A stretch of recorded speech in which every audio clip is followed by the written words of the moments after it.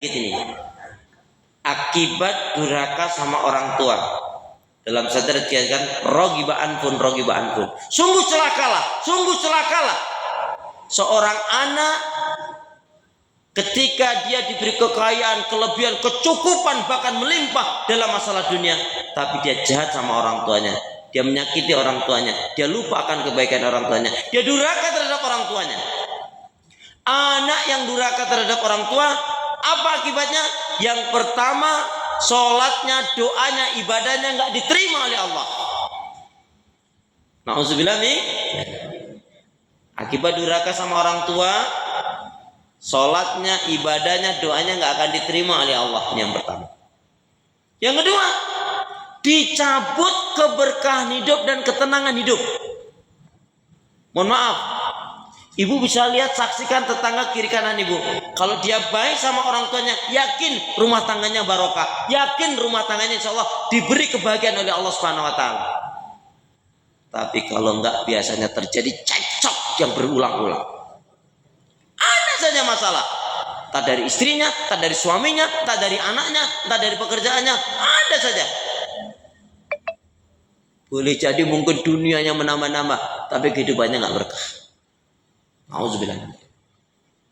Kenapa? Karena ridallah fi ridal walidain wa sukhtullah fi sukhtil walidain. Keridhaan Allah terletak pada ridhonya orang tua. Murkanya Allah terletak pada murkanya orang tua. Jangankan menyakiti, mengatakan ucis saja nggak boleh. Bu, bahkan Islam ini mengajarkan indah sekali. Orang tuanya kafir saja, wa sahibuhuma fid dunya ma'rufah. Tetap kamu berbuat baik kepada orang tuamu. Ibu ngerti nggak? Ketika Ibunda Aisyah waktu ibunya belum Islam datang ke Madinah, kemudian ya disambut, tapi ibunya masih kafir. Kemudian ibunya itu akan duduk di mana duduk itu biasanya di tempat duduk oleh Rasulullah, seperti ada karpet begitu Bu. Maka Ibunda Aisyah, maaf ya Bun, ini biasa duduk oleh Rasulullah. Dan Rasulullah itu mengingat, tidak boleh begitu. Artinya yang nggak boleh kalau orang tuanya kafir, dia mengajak pada kekafiran, ditaati. Tapi kalau enggak, orang tuanya walaupun kafir tetap harus diperlakukan dengan baik. Wasahibhuma fid dunya ma'rufa. Tetap memperbaiki, bergaul, berbuat baik kepada orang tua. Baik. Kemudian yang ketiga, akibatnya apa? Durhaka sama orang tua tadi loh Bu. Satu kan sholatnya, doanya, ibadahnya nggak diterima oleh Allah. Kemudian dicabut keberkahan hidup dan ketenangan hidup. Kemudian yang ketiga Bu, orang yang durhaka sama orang tua ini apa? Dia akan susah dalam sakaratul mautnya. Susah, sulit dalam sakaratul mautnya. Na'udzubillah nih, ya. Susah, sulit dalam sakaratul mautnya. Dan yang keempat, dia akan mendapatkan azab kubur. Ya. Itu akibat jahat durhaka terhadap orang tua. Nauzubillah min dzalik. Baik Ibu, itu ya. Kemudian sekarang yang keempat. Balik yang keempat lagi Bu ya. Tadi kan khusus penjelasan tentang durhaka sama orang tua. Jadi tadi kan amalan yang dicintai oleh Allah, yang pertama beribadah kepada Allah, mentauhidkannya, tidak syirik. Kemudian yang kedua mendirikan sholat. Kemudian yang ketiga berbakti kepada orang tua, birrul walidain, membahagiakan orang tua. Yang keempat, apa amalan yang sangat dicintai oleh Allah? As-sidqu.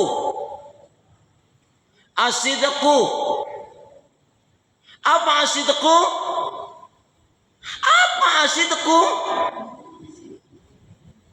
Ya Allah, Masya Allah, Astagfirullahaladzim, innalillahi. Jangan sampai saya bilang begitu. Apa asidku? Ini kelihatannya bukan orang Arab ya.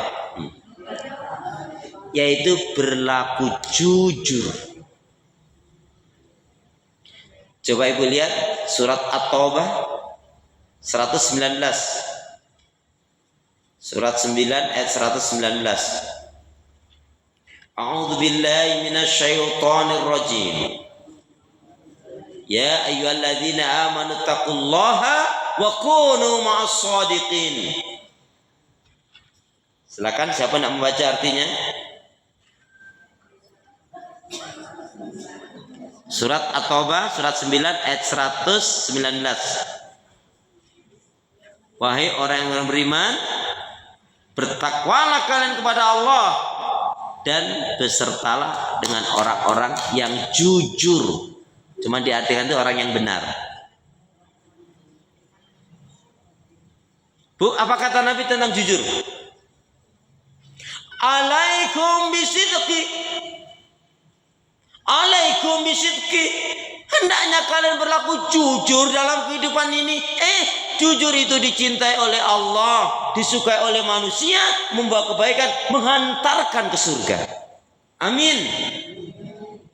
Dan jauhilah oleh kalian akan dusta. Karena dusta itu dibenci oleh Allah, dijauhi oleh manusia, membawa keburukan, menyeret ke neraka. Ma'udzubillah min.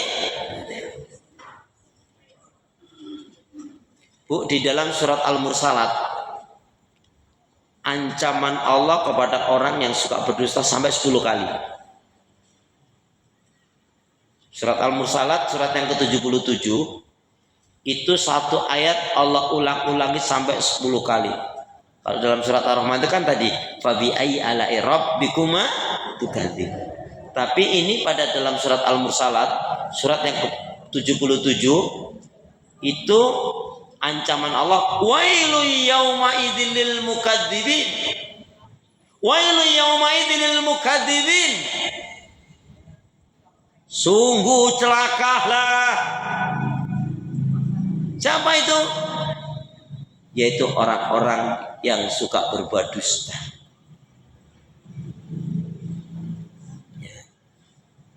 Bu, ada penjelasan menarik tentang jujur dan dusta itu, karena lawannya jujur dusta. Orang yang jujur dicintai oleh Allah, orang yang berdusta dibenci oleh Allah. Apa Bu? Perhatikan betul ini Bu. Ini kaitannya dengan penentu ternyata iman kita baik tidak. Innahu la yastaqimul abdu imanan. Innahu la yastaqimul abdu imanan au qalban saliman. Saya ulangi ya Bu. Innahu la yastaqimul abdu imanan au qalban saliman. Selamanya siapapun orangnya, dia tidak akan mungkin bisa menjadi betul-betul orang yang beriman, dan tidak akan mungkin bisa memiliki hati yang baik kalau dia masih suka berdusta. Ya. Mama minta uang, nggak ada. Padahal ada, itu dusta.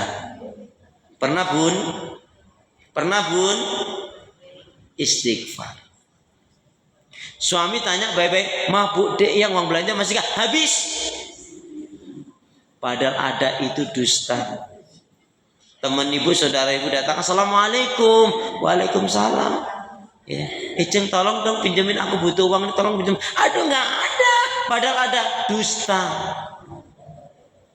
"Enggak Ustadz, ini teman ini suka nyebelin banget. Ngutang 2 bulan bisa jadi 2 tahun, ditagih marah-marah. Susah bayarnya." Kalau ibu tahu dia punya sifat yang nggak baik, dia punya sifat yang buruk, kenapa ibu ikut-ikutan nggak baik? Ibu malah tenang nyaman saja. Kalau dia datang, "Assalamualaikum." "Waalaikumsalam." Lah tumben datang, ini mesti mau ngutang.